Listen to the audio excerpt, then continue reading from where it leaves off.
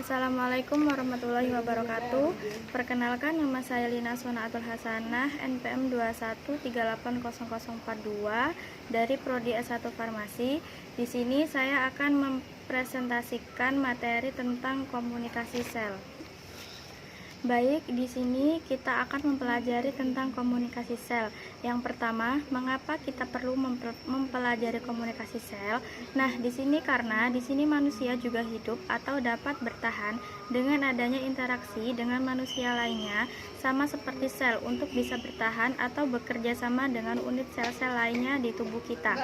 Baik, di sini lanjut dengan materi kita, komunikasi sel. Yang pertama, apa sih definisi dari komunikasi sel itu sendiri? Nah, kita lihat di sini tentang komunikasi sel. Komunikasi sel merupakan aktivitas dasar sebagai sarana untuk dapat saling berhubungan satu sama lainnya dalam seluruh dimensi kehidupan. Komunikasi sel mirip dengan komunikasi pada umumnya. Sel berkomunikasi dengan mengirim atau menerima sinyal dan kemudian mengubah sinyal menjadi respons. Adapun contohnya yaitu seperti kita berbicara kepada si A, berbicara sesuatu terhadap si B, dan si B ini menerima dan akan merespon pembicaraan si A untuk menghasilkan hasil atau sesuatu. Jadi komunikasi sel itu adalah proses di mana sel mendeteksi dan menanggapi sinyal di lingkungannya. Baik, kita lanjut yang kedua, yaitu tahapan pensinyalan sel. Di mana tahapan pensinyalan sel ini terdapat tiga tahapan. Yang pertama, penerima atau responsion, yaitu proses pendeteksiannya molekul sinyal yang datang dari luar sel. Terus berdasarkan sifatnya, molekul sinyal penerima dapat melakukan oleh protein reseptor yang terdapat di membran plasma dan sitoplasma. Dan yang kedua, ada transduksi atau pengolahan sinyal, yaitu merupakan urutan perubahan dalam deretan molekul yang berbeda dan disebut jalur transduksi sinyal.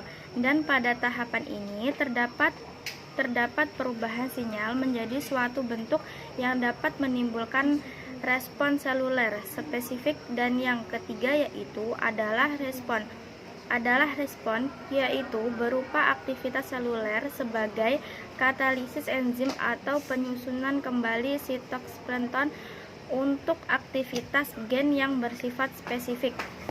Baik, kita lanjut materi selanjutnya, yaitu penerimaan sinyal dan instansi transduksi. Yang pertama itu, molekul sinyal terikat pada protein reseptor, menyebabkan protein berubah bentuk.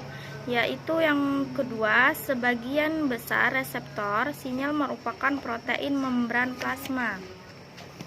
Dan yang selanjutnya yaitu ada tipe reseptor, di mana di sini ada 4 golongan besar tipe dari reseptor. Yang pertama dari reseptor kanal ion, yang kedua ada reseptor terkait protein G, yang ketiga ada reseptor terkait protein kinase, yaitu reseptor yang mengikat hormon. Jadi hormon yang dihantarkan melalui persinyalan endothelin akan diterima oleh reseptor yang dapat berikatan dengan enzim. Sedangkan reseptor terkait protein G contohnya yaitu adrenalin reseptor, yaitu epinepsin. Dan contoh dari reseptor kanal ion yaitu reseptor kinergik tikonik.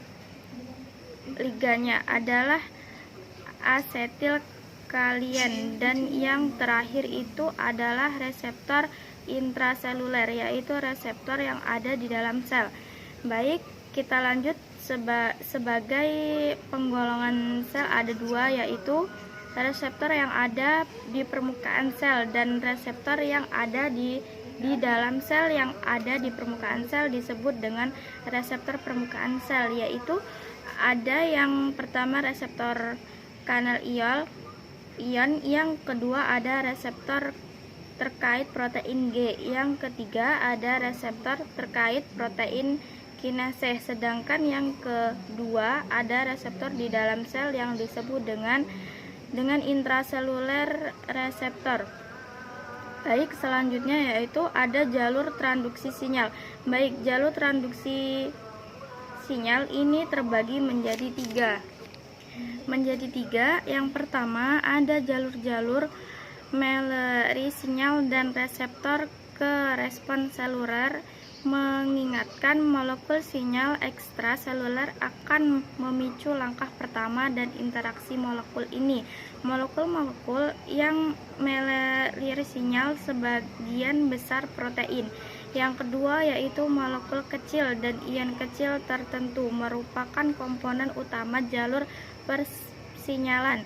Baik, yang ketiga yaitu fosforilisasi protein merupakan suatu cara pengaturan yang umum dalam sel dan merupakan mekanisme utama transduksi sinyal. Baik, materi terakhir yaitu respons seluler terhadap sinyal. Baik, yang pertama yaitu ada dalam respons sinyal. Suatu sel dapat mengatur aktivitas dalam sitoplasma dan transkripsi dalam nukleus. Yang kedua ada jalur yang rumit memperkuat dan menentukan respons sel terhadap sinyal. Yang selanjutnya adapun hubungan komunikasi sel dengan